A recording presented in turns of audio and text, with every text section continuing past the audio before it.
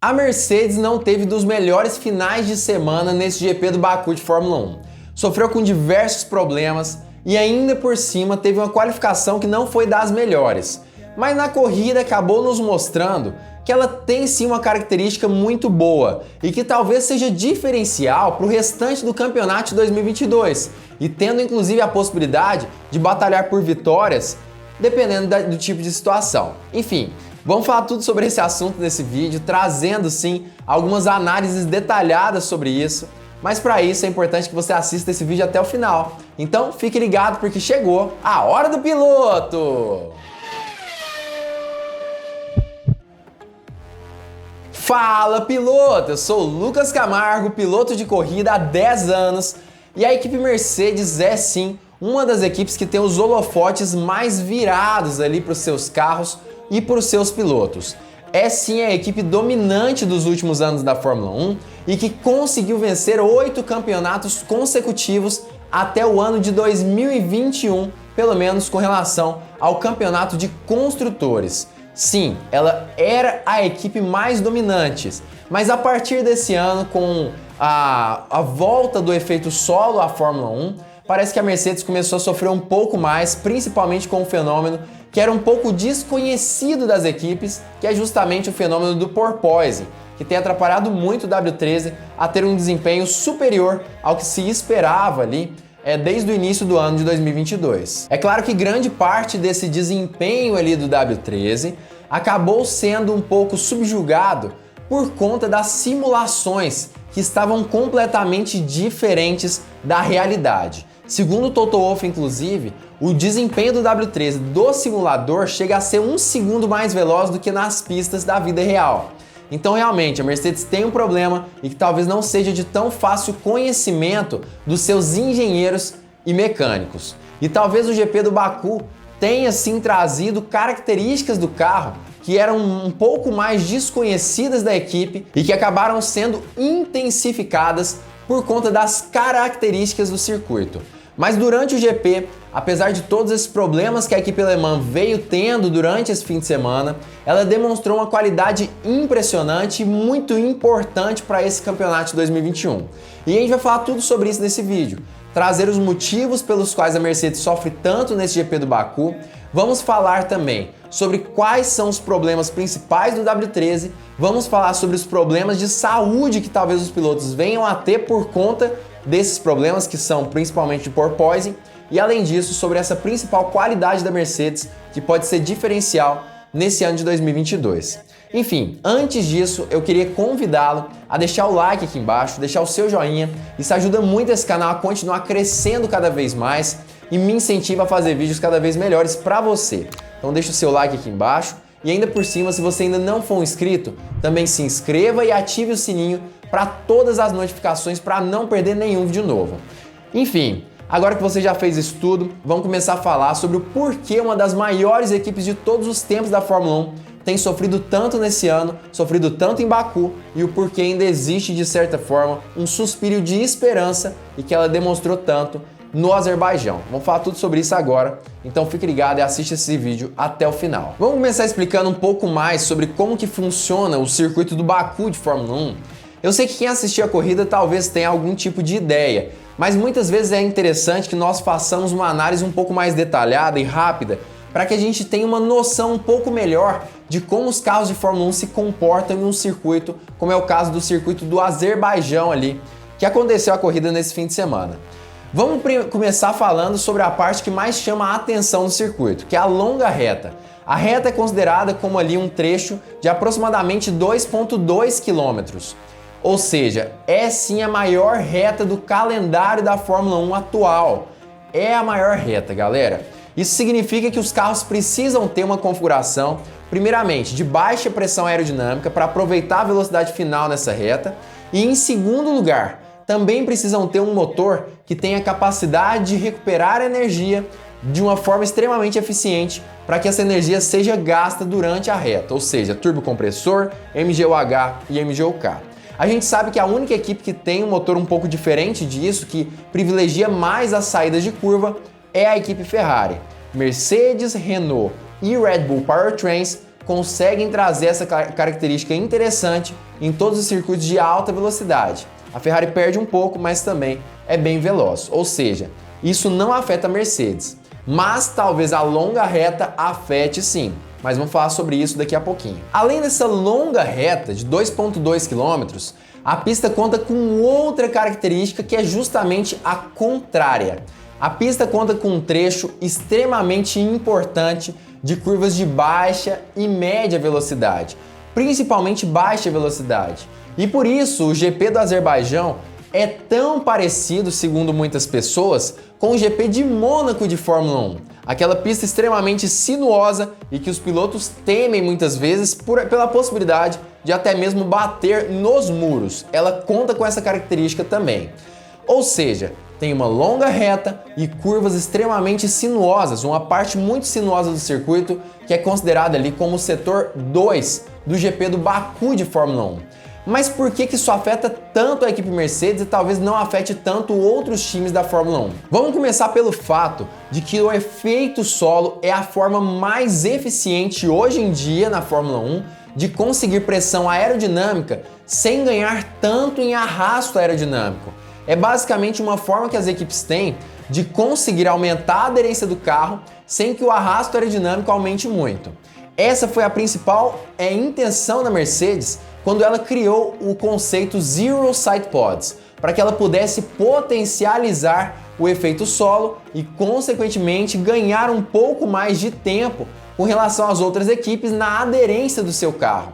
Ou seja, se não existisse o fenômeno do porpoising, a Mercedes teria mais aderência do que qualquer outro carro na Fórmula 1 e provavelmente estaria brigando sim pela liderança do campeonato. O grande problema é que o porpoising existe. E aí, em circuitos como esse do Baku, a gente percebe uma dificuldade muito grande de Hamilton e Russell em controlar o carro com qualidade e também acabam perdendo muito em desempenho também. Mas por que disso tudo? Primeiro que a Mercedes precisa encontrar um ponto médio, onde o efeito solo é sim extremamente importante, talvez seja a parte mais importante para a geração de aderência no carro, mas ao mesmo tempo não gere tanto porpoising que atrapalhe os pilotos em dirigibilidade. Isso porque o porpoising tem acontecido no caso da Mercedes em curvas de até mesmo média e em alguns casos curvas de baixa velocidade. E aí o que acontece com isso tudo? Quando o porpoising é gerado, o carro acaba encostando o assoalho no chão. Como o assoalho encosta no chão, as 4 rodas perdem aderência na pista. Então imagine que no meio da curva acontece o porpoising, o assoalho pega no chão. O que acontece? O piloto perde um pouco do controle do carro, geralmente com saídas de frente, o que é péssimo para uma volta rápida. Ou seja, por conta disso, a Mercedes não tem outra opção a não ser aumentar um pouco mais a altura do carro para que se torne mais difícil que esse fenômeno aconteça nas curvas especificamente. Mas aumentando a altura do carro, perde-se em quê? Em aderência. Ou seja, no setor 2, por exemplo, do circuito do Baku, a Mercedes perde justamente na intenção de diminuir um pouco mais esse fenômeno aerodinâmico. Mas não para por aí. Como ela precisa de aderência, ela precisa também entender que existe um meio termo que ela precisaria encontrar. Ou seja, mesmo sabendo que isso pode acontecer, ela deixa o carro mais baixo possível para aumentar ali a sua vantagem no setor 2 em si. Mas aí acontece um outro problema, as retas. Porque apesar dela ter sim privilegiado o setor 2, diminuído o arrasto aerodinâmico, nas retas os carros sofrem muito com o porpoising. Ou seja, existe sim muitos kicks.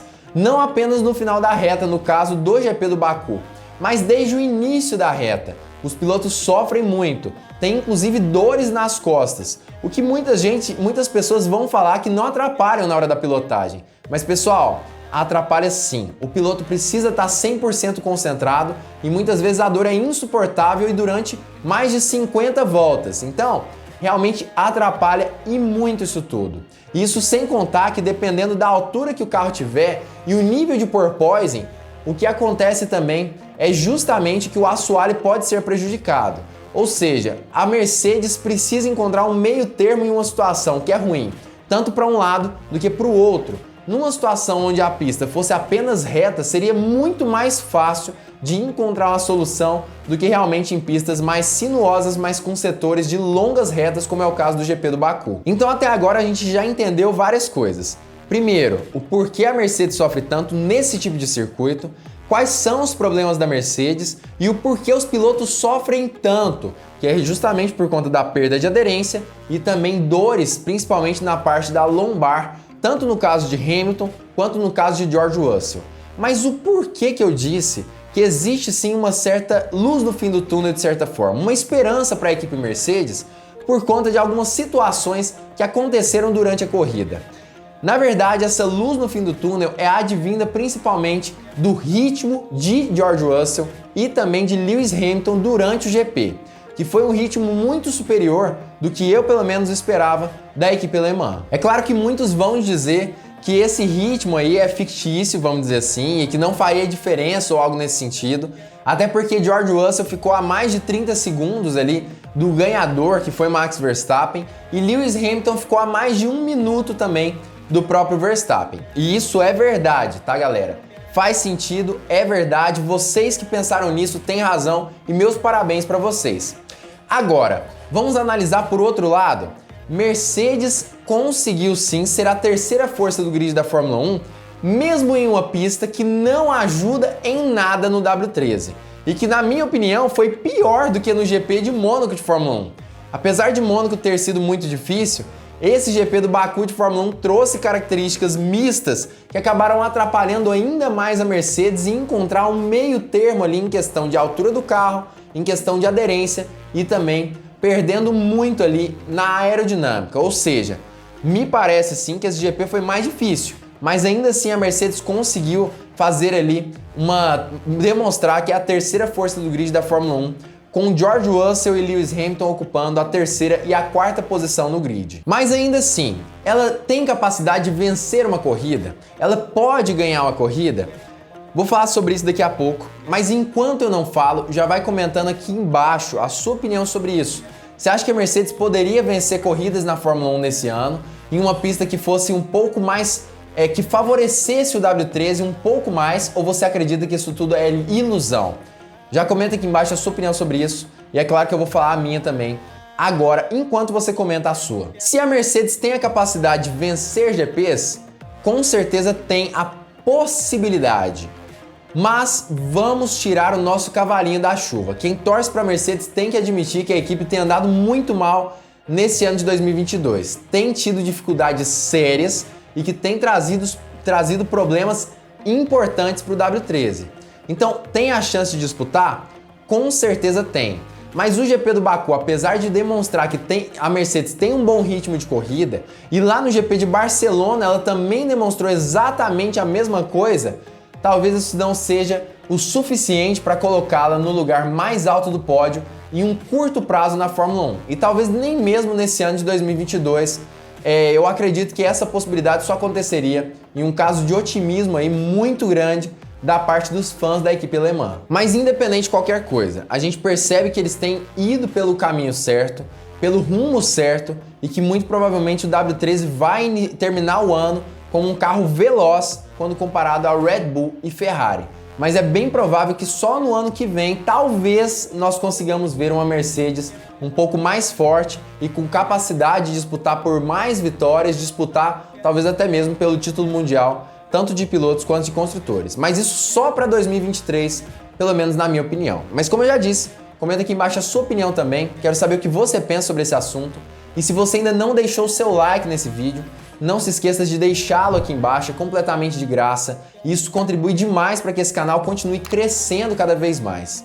Outra coisa, se você ainda não for inscrito e gostou da análise que eu fiz nesse vídeo, também se inscreva e ative o sininho para todas as notificações. E nos siga em todas as redes sociais, todas elas estão aqui embaixo na descrição. E claro, fique ligado porque muito em breve nós teremos mais uma Hora do Piloto!